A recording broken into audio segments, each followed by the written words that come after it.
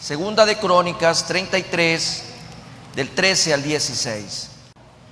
Y habiendo orado a él, fue atendido, pues Dios oyó su oración y lo restauró a Jerusalén, a su reino.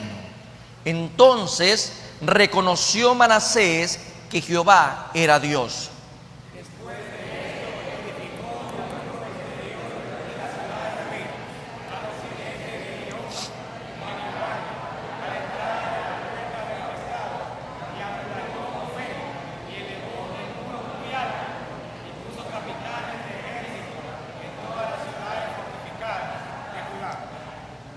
Asimismo quitó los dioses ajenos y el ídolo de la casa de Jehová y todos los altares que había edificado en el monte de la casa de Jehová y en Jerusalén, y los echó fuera de la ciudad.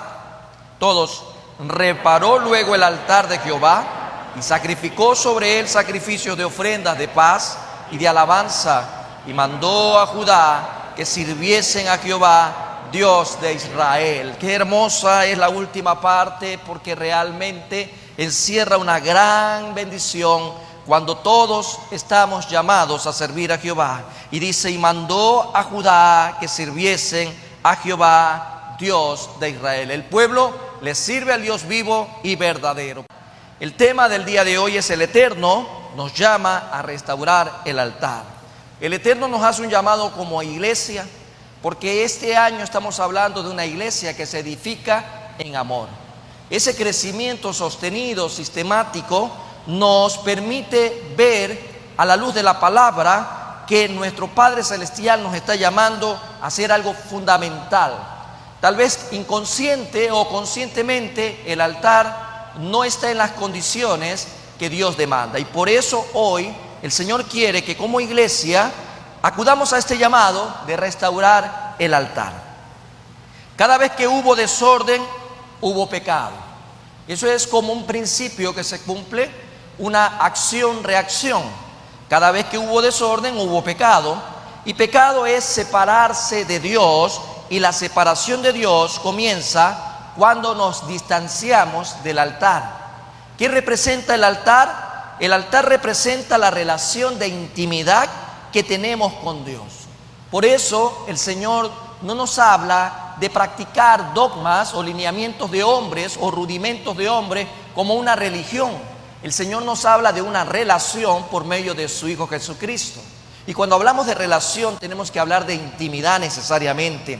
Por eso la palabra de Dios nos hace ver cuáles fueron esos primeros malos ejemplos que conllevan a la desobediencia. En tal sentido, la palabra registra la desobediencia de Adán, el pecado de Caín, el desprecio de Esaú, el odio de los hijos de Jacob en contra de su hermano José y tantas otras cosas más que comenzaríamos a registrar, y la palabra de Dios da evidencia de aquello. El denominador común entre estos ejemplos es no haber obedecido la voz de Dios. Cuando tú no obedeces lo que Dios te manda a través de tu palabra, tu comportamiento va a ser totalmente antagónico, opuesto a lo que Dios anhela y desea para nuestro bienestar. Solo la obediencia trae bendición. La desobediencia, en tal sentido, es separarse, porque Dios no comulga con el pecado, con la inmundicia del pecado. Por lo tanto, desobediencia es separarse de Dios, es dejar de adorarlo, es ser indiferente a los asuntos del reino. Cuando a Dios le damos la espalda, estamos entrando en una vida de desobediencia, y la desobediencia no trae nada bueno. ¿O hay alguien que haya probado algo bueno de la desobediencia? Creo que desde que éramos niños, cuando desobedecíamos a nuestros padres, ya sabían quién andaba por ahí, San Martín, ¿no? A veces aparecía por ahí San Martín y venía a quitar todo lo malo, porque la desobediencia nunca va a traer premio. Nunca un hijo que desobedece a sus padres va a recibir un premio, jamás. Por lo tanto, en la vida espiritual es lo mismo. Desobediencia es separarse de Dios, dejar de obedecerle, de adorarle, de buscarle, de intimar con Él. La adoración que más agrada a Dios, después de creer, porque la palabra de Dios es clara, sin fe es imposible agradar a Dios. Después de aquello, lo que Dios busca en nuestras vidas es obediencia. Y lo uno y lo otro están atados, porque el creer, la fe, nos lleva a obedecer. Por lo tanto, amados hermanos, Dios se agrada de la obediencia. Y 1 Samuel 15:22, ciertamente el obedecer es mejor que los sacrificios. Dios nos hace ver a través de su palabra, desde la antigüedad hasta el mismo Apocalipsis, que solo la obediencia puede a Él agradarle. E incluso nos hace ver que la obediencia es mejor que los ritos y las ceremonias. La obediencia es adoración. Cuando tú y yo estamos acá entonando cánticos, suena realmente muy precioso este coro angelical. Nos preparamos para esa gran, maravillosa boda del Cordero. Pero, amados hermanos, nosotros tenemos que comprender que a más de poder enunciar con nuestros labios letras de un cántico, de un himno, de una alabanza, Dios quiere ver vidas de obediencia. Cuando nuestro corazón está en armonía con la palabra de Dios, es la ofrenda más aceptable, en olor fragante, que podemos presentarle al Señor cada mañana, cada día de nuestras vidas. Porque ¿de qué me sirve a mí solo ser oyente y no hacedor? Tiene que existir sinergia, tiene que haber armonía cuando nuestro corazón y lo que Dios dice comulgan, llegan al mismo punto de encuentro. Jesucristo durante toda su vida, durante todo su ministerio en la tierra, obedeció al Padre. Y la palabra de Dios dice que la obediencia de Jesús llegó a ser tal que llegó a obedecerlo hasta la muerte en la cruz. Jesús no hizo otra cosa distinta que obedecer al Padre. Se sometió incondicionalmente a su voluntad. Se humilló hasta la muerte, muerte de cruz. Y fue la ofrenda más agradable que satisfizo el corazón de Dios. En tal sentido, amados hermanos, si el tema del día de hoy es que Dios nos hace un llamado a restaurar el altar, para ello es necesario tomar en cuenta en el contexto bíblico teológico que tomamos de 2 de Crónicas 33, y hablando de un personaje como Manasés, Dios quiere que conozcamos algunos aspectos para tomar en cuenta respecto al llamado que Él nos está haciendo. El primer aspecto, el pecado destruye el altar. Así como tal, el pecado destruye nuestra intimidad con Dios. Vamos a ver en el contexto del 1 al 4 de 2 de Crónicas 33. De 12 años era Manasés cuando comenzó a reinar, y 55 años reinó en Jerusalén. Este niño de 12 años, imagínense, Manasés tenía 12 años. Dice el versículo 2, pero hizo lo malo ante los ojos de Jehová, conforme a las abominaciones de las naciones que Jehová había echado de delante de los hijos de Israel. Porque él reedificó los lugares altos que Ezequías su padre había derribado, y levantó altares a los Baales, e hizo imágenes de acera, y adoró a todo el ejército de los cielos, y les rindió culto. Edificó también altares en la casa de Jehová, de la cual había dicho Jehová: en Jerusalén estará mi nombre perpetuamente. Lo que hizo el rey Manasés, rey de Judá, hijo de Ezequías, se llama idolatría. Porneia. Idolatría, Dios lo aborrece. Idolatría no solamente tiene que ver, o la porneia muchas veces la relacionamos con fornicación. También tiene que ver con idolatría, con todo lo que Dios aborrece. Las Escrituras condenan estas prácticas.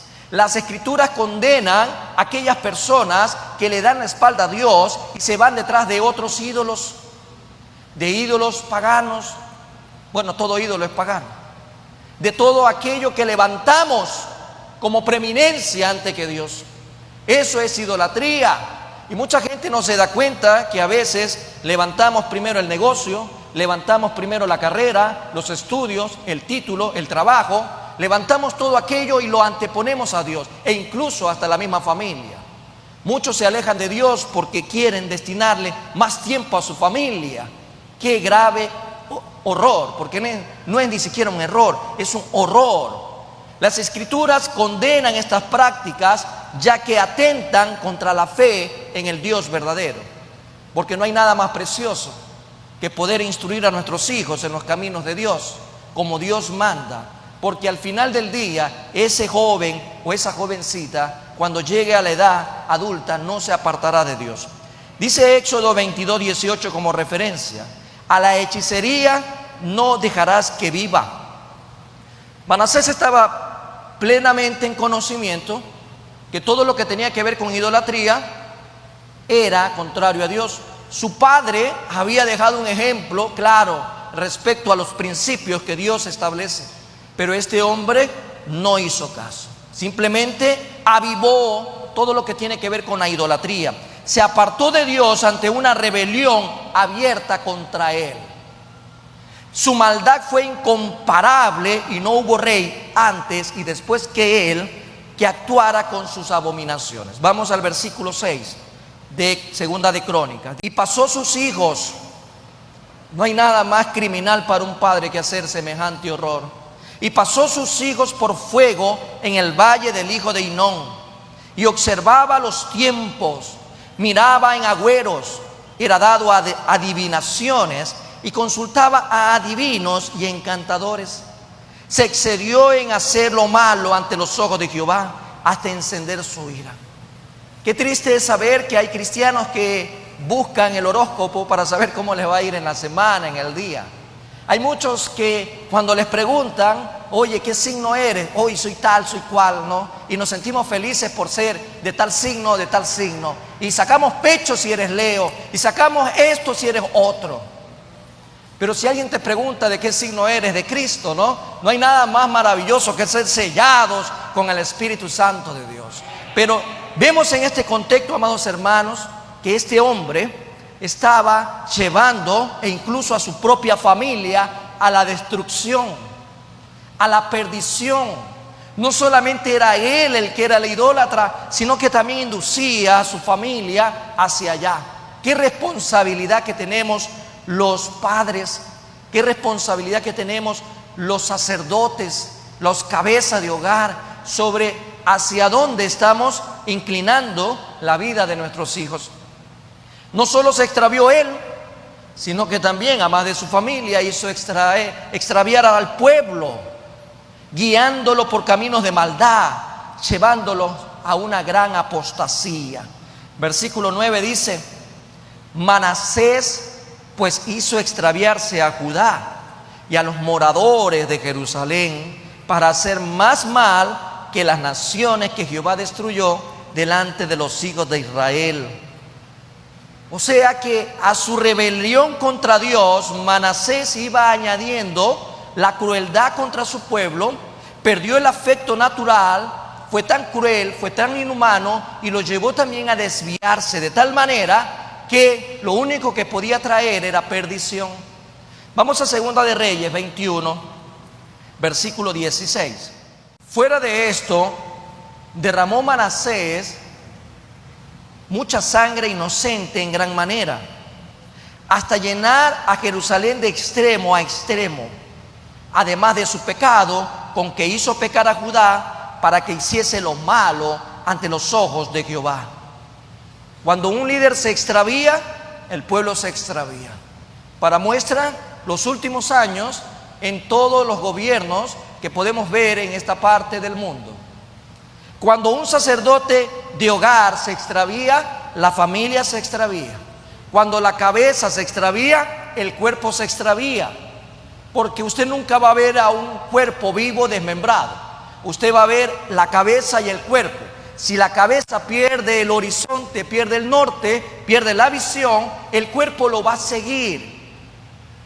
Entonces, amados hermanos, cuando vemos que un padre se pierde, sus hijos se pierden. Cuando vemos que en este caso líder, se está perdiendo, el pueblo también se va a perder.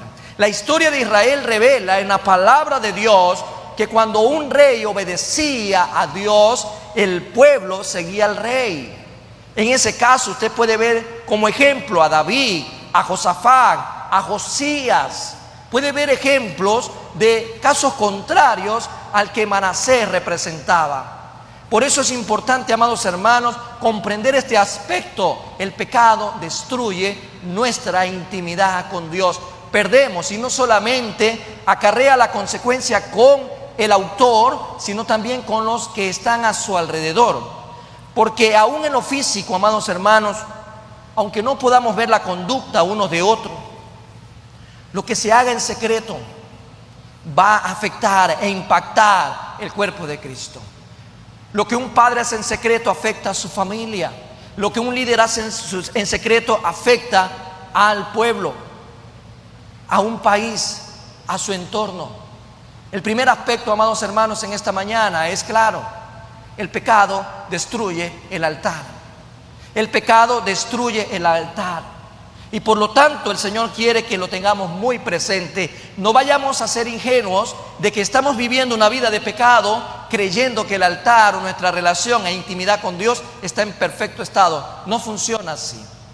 El segundo aspecto, como consecuencia del primero, un altar arruinado por el pecado lleva a vivir extraviados. ¿Usted alguna vez se ha extraviado? ¿Alguna vez usted se ha perdido? ¿Alguna vez usted ha seguido a alguien que al final está más perdido que usted, porque el ciego que guía al ciego, los dos terminan en el hueco? No sé si a usted le ha pasado que va siguiendo a alguien que va como guía y ese guía se pierde y sale a un callejón sin salida. Y usted dice: qué increíble. Si la cabeza se pierde, el pueblo se pierde. Así funciona esto. Y cuando el altar está arruinado por el pecado, nos lleva a vivir en extravío total. Manasés es un referente en cuanto a extraviarse del camino y rebelarse contra Dios. Él es el referente en la palabra. Excedió inclusive a la idolatría y a la maldad de los cananeos y amorreos. Vamos nuevamente a Segunda de Crónicas. Vamos a ver el versículo 10. Y dice, Segunda de Crónicas 33:10: y habló Jehová a Manasés y a su pueblo. ¿Y qué dice ahí? ¿Quién habló? Jehová. Cuando Dios habla, nos va a hablar por medio de su palabra. Muchos escuchan la palabra de Dios. Y ahí dice claramente: y habló Jehová a Manasés y a su pueblo. Y no escucharon. No hay más sordo que el que no quiere oír. Así de sencillo. Como no hay más ciego que el que no quiere ver. Hay mucha gente que está viviendo de derrota en derrota. Hay mucha gente que todo se le está yendo como agua en las manos y no se da cuenta de lo que está pasando en su propia vida para tomar un correctivo. Por eso se debe destacar que en medio de este sombrío capítulo de la historia, Jehová no había dejado a su pueblo sin voz profética, sin palabra. Dios buscó al rey y al pueblo para que se arrepientan. ¿Cuántas veces Dios está que llama a tu corazón para que abras la puerta y tú sigues haciéndote el que no escuchas? Uy, ¿quién será el que está? No escucho. No, mejor no abro. Tenemos miedo a abrir la puerta. Recuerda que es Dios golpeando la puerta de tu corazón para entrar y poder tener nuevamente esa intimidad. Jehová estaba haciendo lo que Él hace como un padre que busca siempre de que sus hijos vuelvan al camino. Buscó al rey, buscó al pueblo para que se arrepientan de sus malos caminos, pero no escuchaban. Y vemos cómo nuestro Padre Celestial es un Dios de misericordia. Él sigue llamando. De ninguna manera derramará juicio antes de dar oportunidad a los hombres para que se vuelvan en arrepentimiento genuino y encaminen su camino. Por ejemplo, ustedes se cuenta, estamos viviendo la dispensación. ¿Qué tiempo de dispensación? ¿O cómo se llama esta dispensación? Se llama dispensación de la gracia. Y Dios está dando la oportunidad al hombre, aunque muchos tienen por tardanza su promesa, de que todos vuelvan al arrepentimiento. Porque después de esto, amados hermanos, ¿qué es lo que viene? Una gran tribulación. Entonces Dios te está llamando hoy por hoy. Y muchos dicen, no, yo primero voy a disfrutar la vida. Aún soy muy joven, tengo muchos años por vivir. Ingenuo. ¿Cuántos años tienes por vivir? No lo sé. Nadie sabe cuántos años va a vivir. Hoy puede ser el último día de tu vida o puede ser uno más de muchos, no lo sé. Solo Dios lo sabe. Lo que sí es cierto, que Dios está llamando a muchos corazones a que se vuelvan de su mal camino, porque si no vas a seguir viviendo en el extravío total. El arrepentimiento genuino es importante delante de Dios. Mas sin embargo, nuestro Dios, además de ser misericordioso, que es importante saber presentar la personalidad de Dios, no solamente es misericordioso y amoroso, sino que también es justo y jamás dejará por inocente al malvado. Así es como Dios usó a un ejército, al ejército de Asiria, para hacerle llegar a Manasés un merecido castigo. Veamos qué dice el versículo 11. Versículo 11 dice: por lo cual Jehová trajo contra ellos los generales del ejército del rey de los asirios, los cuales aprisionaron con grillos a Manasés. Le pusieron cadenas, prácticamente lo que hoy usted conoce como esposas, y atado con cadenas lo llevaron a Babilonia. A Babilonia. Esta fue la consecuencia y el trato de Dios con los desórdenes que tuvo Manasés en cuanto a su pecado de desobediencia, porque abandonó totalmente el altar, se dedicó a darle rienda suelta a su vida, a sus bajas pasiones, a la idolatría, destruyó su relación con Dios y como consecuencia vino después un extravío total, y como ello nos lleva a ver la palabra de Dios, que fue tomado, encadenado y llevado a Babilonia por abandonar el altar de Dios y lo cambió por las cosas de este mundo. ¿Cuántas veces nosotros vivimos en ese coqueteo? Vivimos jugando al cristiano, un día en la iglesia y 6 días en el mundo. ¿Qué le parece? ¿Es buena la relación? Si tú vienes a Cristo Jesús, todos tus días deben de ser para Dios, no regresar al mundo. Cambió sus prioridades y no le interesó una relación y comunión con su Padre Celestial. Por tal motivo vinieron los enemigos y lo aprisionaron, lo llevaron a Babilonia. Con cierta frecuencia las lecciones espirituales profundas aparecen y se puede ver que al final del día nos toca aprender en el valle de la angustia. Hay gente que es muy terca y quiere aprender con sufrimiento, en angustia y en dolor. Esas son las crisis del espíritu que conducen al hombre a su reconciliación con Dios. ¿Por qué muchos dicen más adelante que todavía soy joven, o más adelante porque aún no tengo necesidad de tu Dios?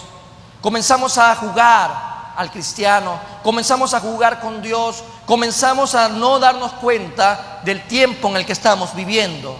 El que no se somete al señorío de Cristo será esclavo de los hombres, de sus propios deseos y de la vanagloria de este mundo. Hay una decisión que debemos de tomar cada día.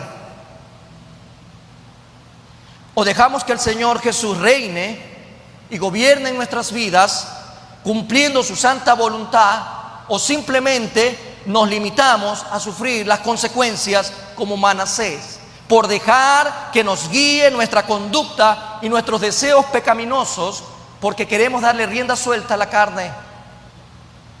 ¿Cuántos viven en una carne débil? Alce la mano el que vive en una carne débil.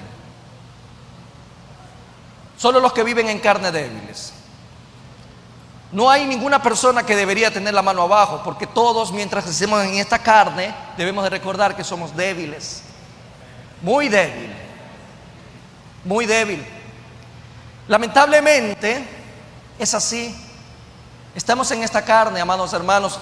El Señor Jesús, en su amor inagotable, pedía al Padre que nos proteja del maligno, no que nos saque del mundo.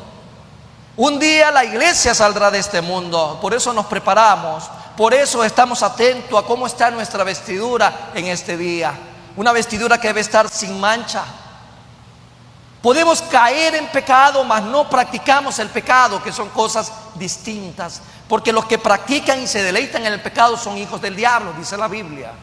Pero el cristiano puede caer en pecado, y por eso el Señor nos llama a confesarnos delante de Él, a confesarnos porque Él es justo y misericordioso para perdonarnos de todo pecado y de toda maldad. Pero eso es importante tenerlo en cuenta. Para que eso ocurra, el altar tiene que estar en perfectas condiciones. Mi intimidad con Dios debe de estar en perfectas condiciones, porque solo alguien que intima delante de Dios puede tener esa cercanía y la valentía necesaria para reconocer que ha pecado y se arrepiente con un corazón contrito y humillado. No podemos servir a dos señores, amados hermanos. No podemos servir a dos señores. Tenemos que decidir a quién servimos en este día: o al mundo, cuyo príncipe es Satanás, o a Dios. ¿A quién sirve usted? Gracias, hermanos, por su sinceridad. ¿A quién sirve usted? No escuché yo nada. ¿A quién sirve usted? Al Dios vivo y verdadero. Si no servimos a Dios, amados hermanos, estamos sirviendo al diablo. No hay más opciones. ¿A quién sirve usted en este día? Amén. Porque en un momento, amados hermanos, en un momento dado queremos someternos muchas veces, y lamentablemente cuando no tenemos bien definido a quién servimos, queremos regresar en el pasado. Hay mucha gente supersticiosa, hay mucha gente que cree en la buena o en la mala suerte, hay mucha gente que aún siendo cristiano cree lamentablemente en supersticiones.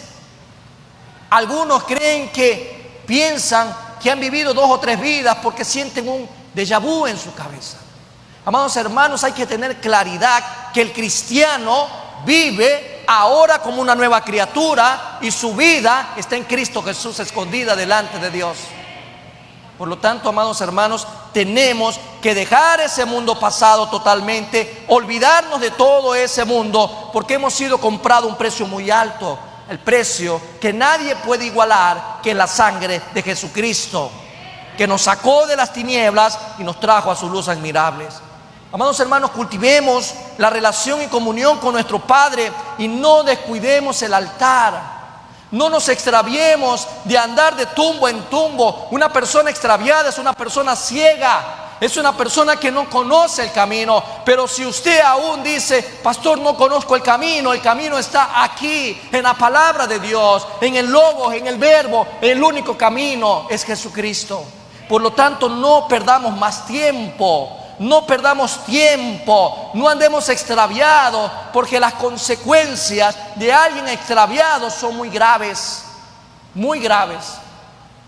Tomamos caminos equivocados, tomamos caminos peligrosos, tomamos caminos que nos pueden llevar al desbarranco total, porque andamos extraviados.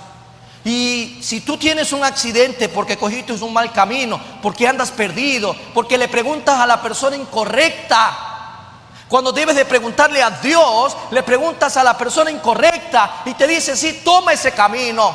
Y un ciego guiando a otros ciegos, todos pueden ir al peñasco. Por eso, amados hermanos, no vivamos ni cometamos el error de escoger mal. Sigamos a Cristo Jesús. Sigamos a Jesús, el único que puede permitirnos no extraviarnos. El pecado destruye el altar. Un altar destruido te lleva a vivir extraviado. Te lleva a vivir realmente de tumbo en tumbo, de sufrimiento en sufrimiento. ¿Por qué? Porque dejaste que tu altar, tu relación con Dios se destruya. Todo lo que hagamos, hagámoslo para Dios. Todo lo que vivamos, vivámoslo para Dios. Todo, amados hermanos, nuestra vida debe de ser servicio en adoración a Dios. Pero esto también, amados hermanos, no termina ahí. Hay otro aspecto, y es que un altar arruinado, a más de vivir extraviado, te lleva a vivir confundido. Confundido. Qué triste es vivir confundido. Qué triste es vivir realmente extraviado y confundido. Dios entregó a Manasés a sus enemigos. Y lo leíamos hace un momento. ¿A dónde lo llevaron? lo llevaron con cadenas a Babilonia. ¿Usted sabe qué significa Babilonia? ¿Usted sabe lo que significa? Significa confusión. Babilonia representa confusión. Su pecado, su rebelión lo llevó a la confusión total. No significa que porque seguimos fielmente a Dios no vamos a tener adversidades, fracasos o problemas. No, de eso no se trata.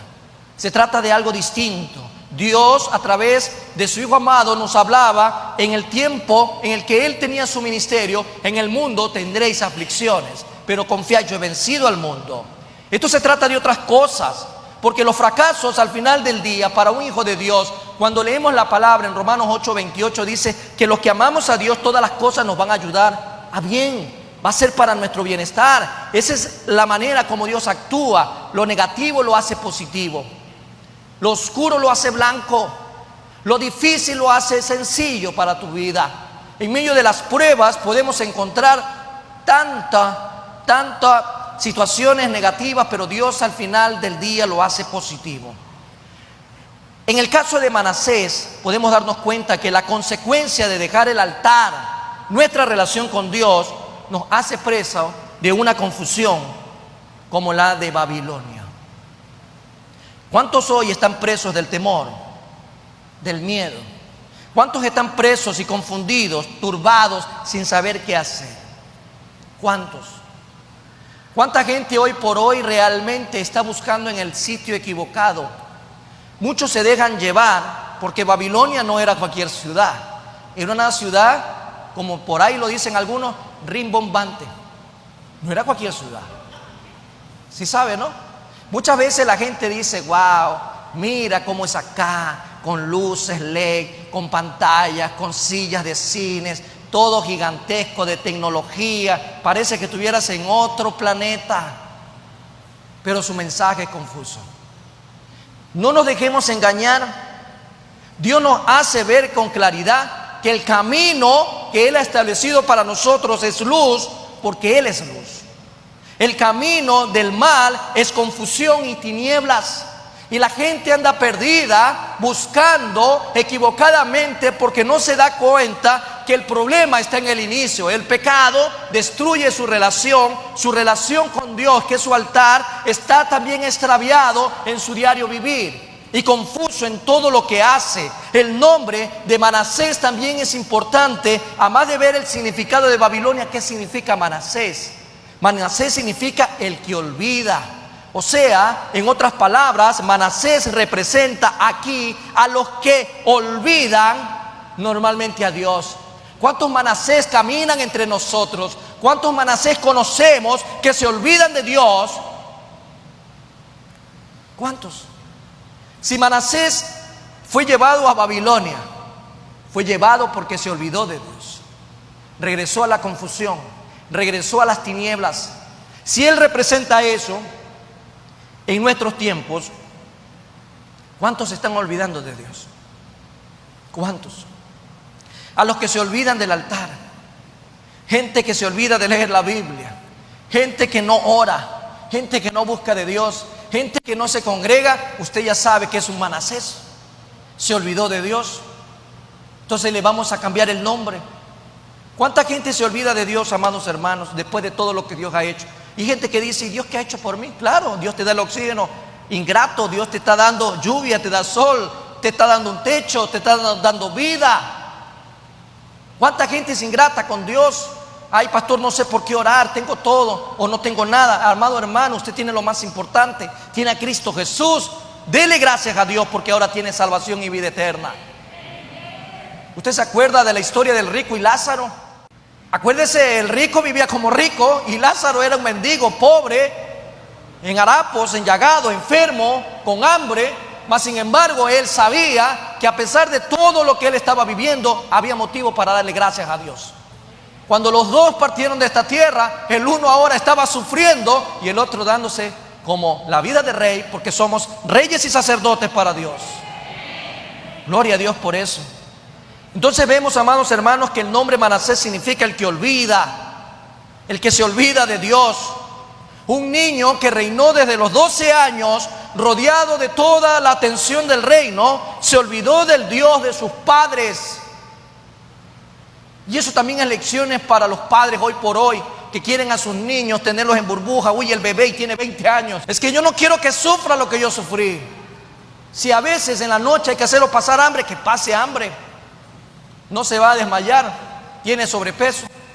Imagínese usted, amado hermano, la necesidad que tenemos de inculcar a nuestros hijos de la mejor manera. Este niño a los 12 años, en adolescencia, adoleciendo de personalidad, fue mareado totalmente por todos los privilegios que tenía su vida. Se olvidó de Dios, fue ingrato a Dios, se fue detrás de dioses paganos. Manasés adoraba a Dios por un lado, porque algo tiene que haber tenido en su mente, pero para otro lado, por otro lado, para tener otras posibilidades, lo que hizo fue ir detrás de los ídolos. La idolatría, mezcló todo, ignoró el mandamiento que Dios le había dado, que había dado mucho tiempo atrás. Y quiero que lo recordemos y literalmente lo podamos leer para que no se nos olvide. Deuteronomio 6, 5. Y amarás a Jehová tu Dios de todo tu corazón, de toda tu alma y de todas tus fuerzas. Si usted lee el versículo 4, previamente usted tiene ahí lo que diariamente todo judío le dice a su hijo, todos los días de su vida, mientras está bajo el techo de sus padres. Un padre responsable, un judío responsable le dice a su hijo: oye Israel, Jehová nuestro Dios, Jehová uno es. Y se lo repite para que no se olvide. Y después lee el versículo 5: y amarás a Jehová tu Dios de todo tu corazón, de toda tu alma y con todas tus fuerzas.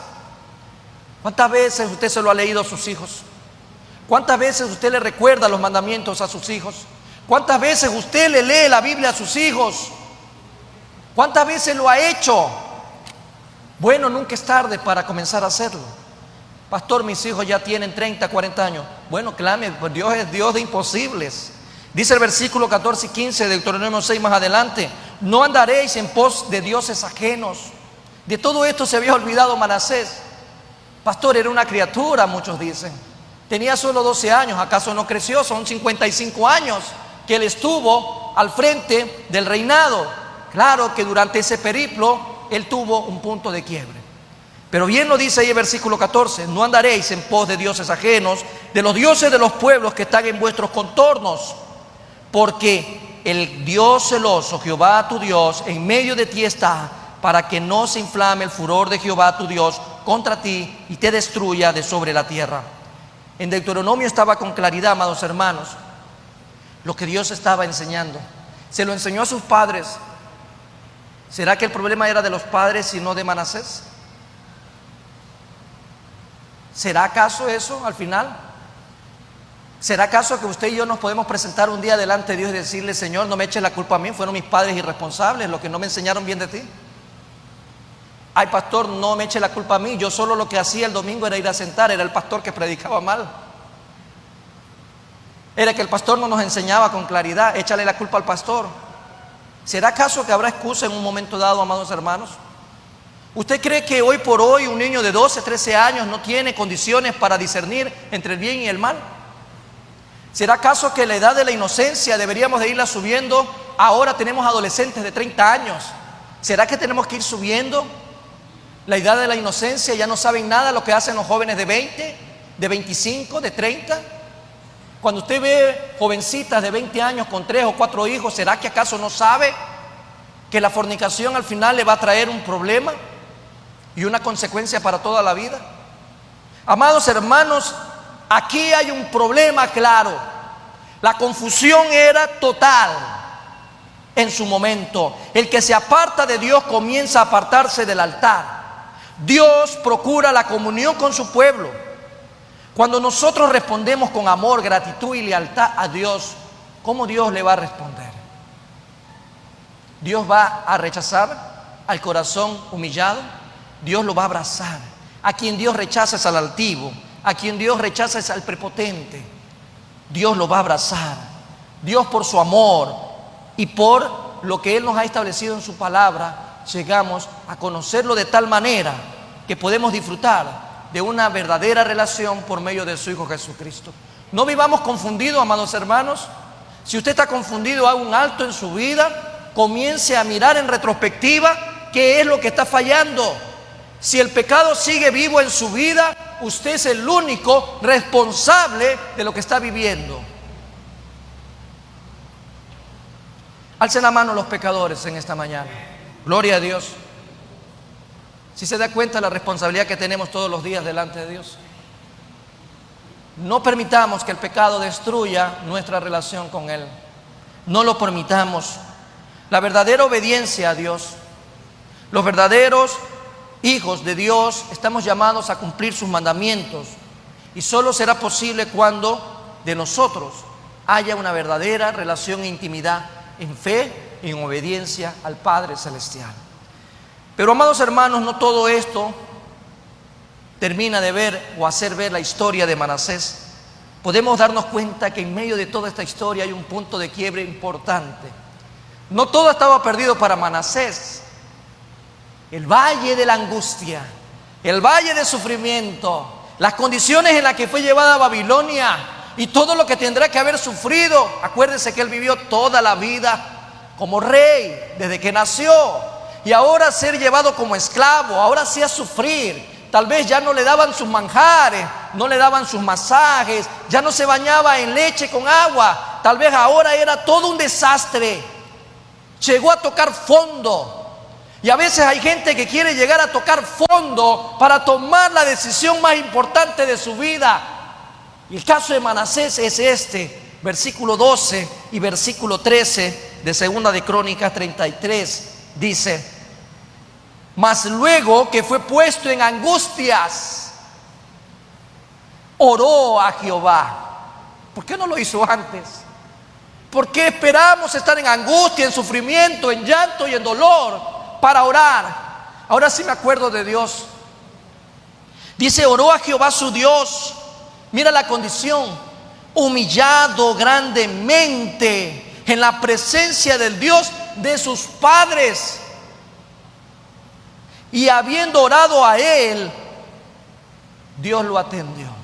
Dice, fue atendido, pues Dios oyó su oración y lo restauró a Jerusalén, a su reino. Entonces reconoció Manasés que Jehová era Dios. Amados hermanos, esta historia es tan real como ver hoy por hoy a cada uno de ustedes físicamente. Es una historia real. Y es una historia que lamentablemente se repite de generación en generación. A pesar de los siglos transcurridos, mucha gente quiere vivir como Manasés. Hay muchos que nacen en la cuna cristiana, y no porque nazcas en cuna cristiana te hace cristiano. Muchos pueden tener padres cristianos, pero no te hace cristiano. Hay muchos que solo por haber nacido en una casa cristiana se identifican como cristianos sin haber aceptado a Cristo Jesús. Si no aceptamos a Cristo Jesús, no hay punto de quiebre. Si no nos humillamos, si no nos arrepentimos delante del Dios vivo y verdadero, no hay una nueva historia que contar. En Manasés hay una nueva historia que contar. Manasés era hijo de David y había la promesa de Dios para su linaje. En la cárcel, Manasés fue puesto en angustia. Dios lo había estorbado, lo puso en aprietos, lo encerró, lo castigaron. Él sufrió, amados hermanos. Ninguna disciplina que venga de parte de Dios en el presente es causa de gozo. ¿Por qué? Dice el versículo 6 de Hebreos 12 para referencia en esta mañana: porque el Señor al que ama disciplina y azota a todo el que recibe por hijo.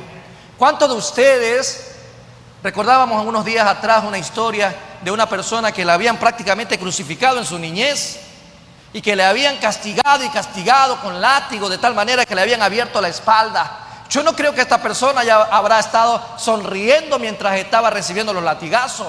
¿Quién de nosotros puede en medio de la disciplina estar con una sonrisa oreja a oreja? Difícilmente, amados hermanos. La disciplina llega porque Dios quiere tratar contigo. Porque al no hacer caso en su momento, bajo otras condiciones, a Dios no le toca otra: llamar la atención a través de lo que toca. Y a Manasés le tocó la angustia, le tocó padecer, estuvo en aprietos, encerrado, viviendo en qué condiciones usted puede imaginarse.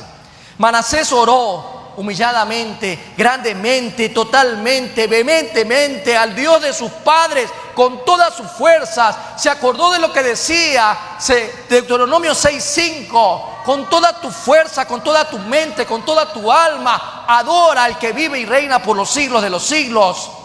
Así como se había extraviado en exceso, así Dios lo humilló. Lo humilló de tal manera que, siendo un rey, lo puso ahí en una condición tan fatal. ¿Por qué tenemos que esperar eso? ¿Por qué esperar llegar a ese momento para que haya un verdadero arrepentimiento en nuestras vidas que nos lleve a buscar de Dios? Hoy es el día, hoy es el momento, hoy es el lugar para cambiar esta situación en nuestras vidas.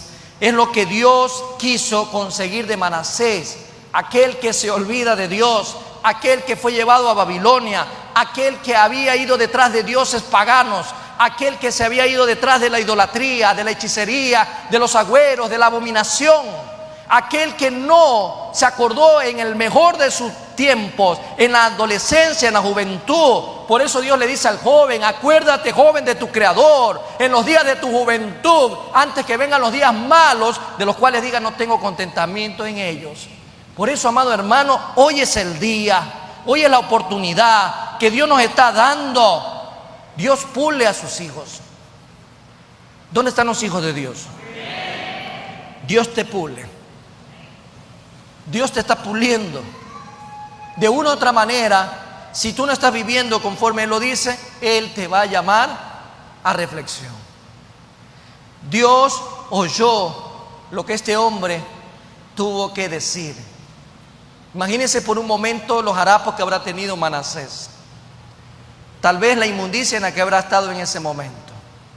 Queremos llegar a ese estado de inmundicia, de pestilencia, ese fondo tan profundo para decirle al Señor: sácame de aquí, que ahora sí quiero servir, buscarte y adorarte. El verbo orar en hebreo es ala.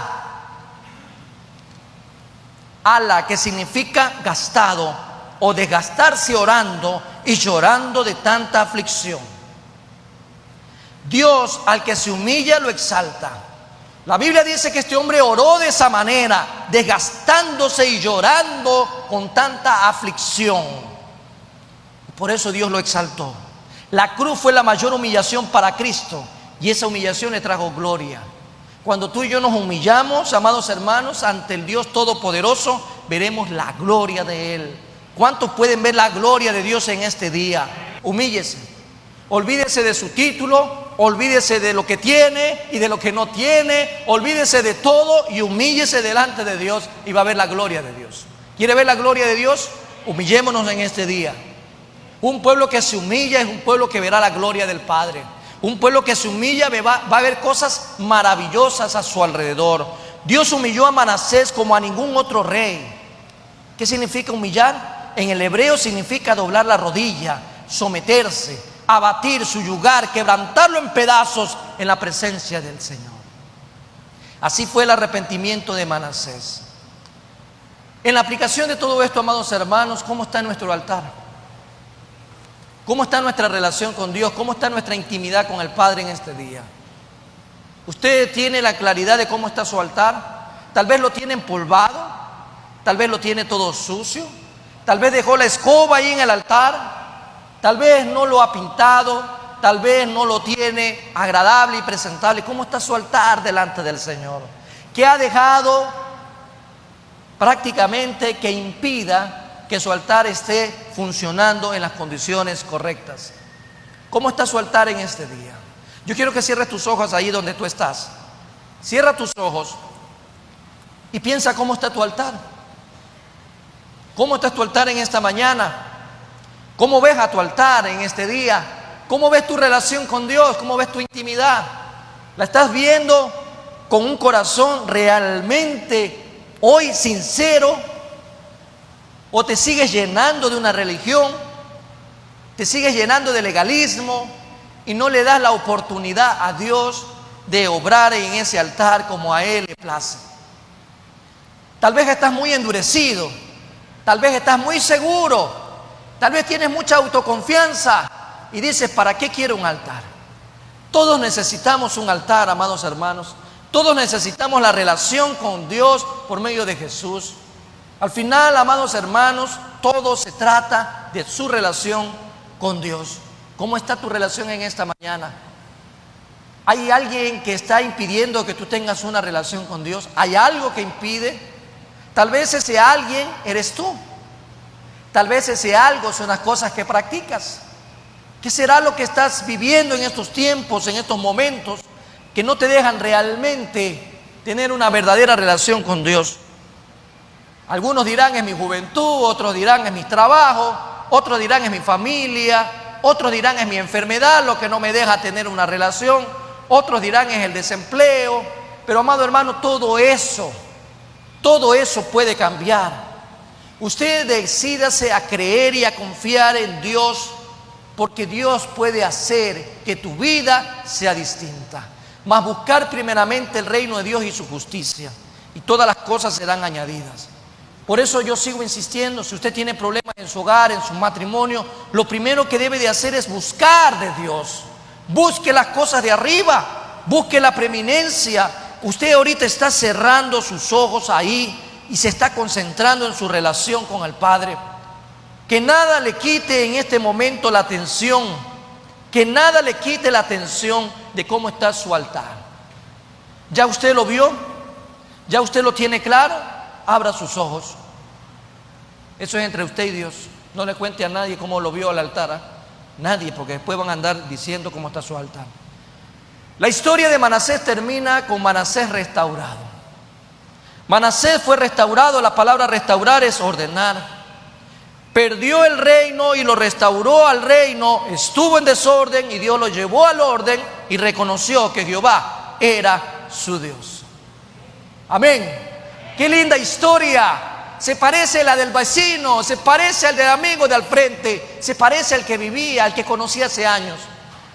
¿Será que se parece a mi historia? ¿Será tal vez que la historia de Manasés es tan real con la mía? Y yo también quiero que mi relación sea restaurada con Dios. Yo quiero que mi altar esté restaurado con Dios. Manasés tenía una relación con Dios intelectual. Muchos la tienen hoy por hoy. Muchos se saben la Biblia de memoria, recitan la Biblia al revés y al derecho, pero todo es intelecto. Así era la relación de Manasés. Pero Manasés nunca había tenido un verdadero encuentro personal con el Dios maravilloso que tenemos, Jehová de los ejércitos. Nunca lo había tenido. Y ahora, por la experiencia del perdón y la restauración, como él adoraba a otros dioses y reconoció ahora que Jehová era solo Dios, creador, sustentador, lo reconoció y lo distinguió. Si usted se acuerda de Job cuando dijo: de oídas te había oído, mas ahora mis ojos te pueden ver. ¿Cuántos pueden ver a Dios en su vida? Amén, gloria a Dios. ¿Cuántos años tristemente pasamos oyendo la palabra de Dios? Tenemos 20 años, ya mismo nos jubilamos con 25 años asistiendo a la iglesia, pero solamente de oídas, de puro intelecto, mas no una verdadera relación. Dios quiere en este día que tú, amado hermano, tengas una verdadera relación con el Padre. Por eso, amados hermanos, como Manasés lo hizo, tú también lo puedes hacer en este día. No solamente empezar tu relación nuevamente con Dios como se debe, sino también que el pueblo ahora adore al Dios que vive y reina por los siglos de los siglos. Que la familia busque las cosas de Dios, que el hogar busque las cosas de Dios. Si la cabeza se enrumba, el cuerpo se enrumba. Este es el día, amados hermanos, para enderezar todo lo torcido. Este es el día para limpiar lo que está sucio. Este es el día para ordenar lo desordenado. Este es el día que Dios nos ha dado en esta mañana, precisamente para comprender con claridad lo que ahora tú y yo estamos llamados a hacer. Vamos a ponernos en pie, amados hermanos, y vamos a orar. No esperes bendición si tu vida está en desorden, tu vida está extraviada, tu vida está confundida. Hay que poner en orden. Dios al principio dijo que todo lo que vio estaba en desorden. Cada cosa estaba por donde quiera. Entonces Dios puso todo en su lugar. Dios es Dios de orden. ¿Cómo está tu vida? Tal vez está revuelta, tal vez está confundida, tal vez estás viviendo una vida extraviada. Hoy es el tiempo para que Dios restaure. La iglesia del Señor se edifica en amor. La iglesia del Señor se edifica en amor. Y este año, amado hermano, es la oportunidad que tú y yo tenemos para poner en orden delante de Dios nuestra vida. Oremos. Eterno y soberano Dios, muchas gracias.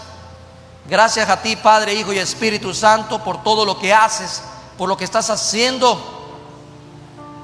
Hoy, Padre bendito, una vez más, tú nos das la oportunidad de poder honrar, glorificar y exaltar tu santo y poderoso nombre.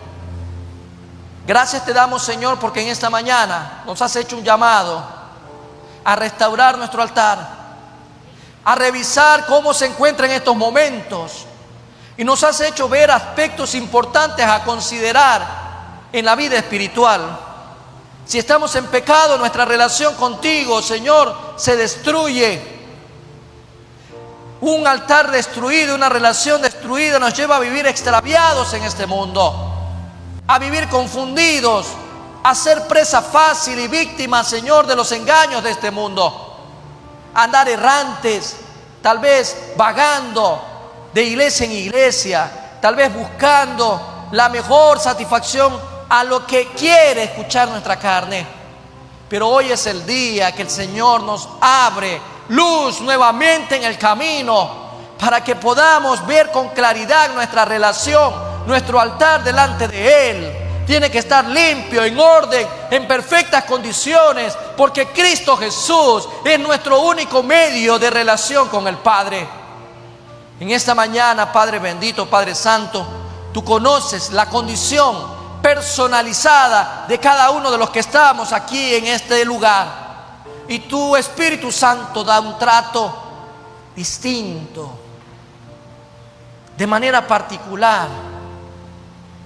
Habla, Señor, a nuestro espíritu por medio de tu Espíritu Santo, y enséñanos, Señor, Padre bendito, qué decisión tenemos que tomar, que podamos valorar correctamente la condición de nuestro altar en esta mañana, que podamos valorar con claridad, Padre bendito, cómo está nuestro altar en este día. Señor, gracias por todo lo que haces, por todo lo que estás haciendo en el nombre de Jesucristo. Te alabamos, te bendecimos, damos la honra y la gloria a ti, Padre eterno, porque hay una oportunidad, porque hay un nuevo llamado al arrepentimiento, hay un nuevo llamado a que las cosas en nuestras vidas tomen el rumbo correcto delante de ti. Señor, mi Dios amado, la bendición que llega a nuestras vidas viene como consecuencia de una vida de obediencia, consagración y santidad delante de ti, en el nombre de Jesús. Gracias te damos, Padre. Gracias te damos, Hijo y Espíritu Santo de Dios. Te alabamos y te bendecimos, Dios eterno, Dios incomparable. Eres tú, Jehová de los ejércitos. Señor, en el nombre de Jesús te pedimos que restaures nuestro altar en el nombre de Jesús. Buscamos tu rostro, Señor, y rechazamos, Señor, todo aquello que impide que podamos tener una verdadera relación contigo, en el nombre de Jesús. Queremos agradarte, queremos adorarte, queremos, Señor Padre bendito, que nuestras almas sean bendiciéndote en el nombre de Jesús. Gracias, Señor Padre bendito, Padre santo, exaltamos tu santo y poderoso nombre. Dios eterno, gracias, gracias mi Dios y mi Rey, porque sé que en esta mañana, Padre bendito, tú estás levantando hombres y mujeres dispuestos, Señor, a tener una verdadera relación contigo en el nombre de Jesús. Hacer a un lado todo aquello que no está bien.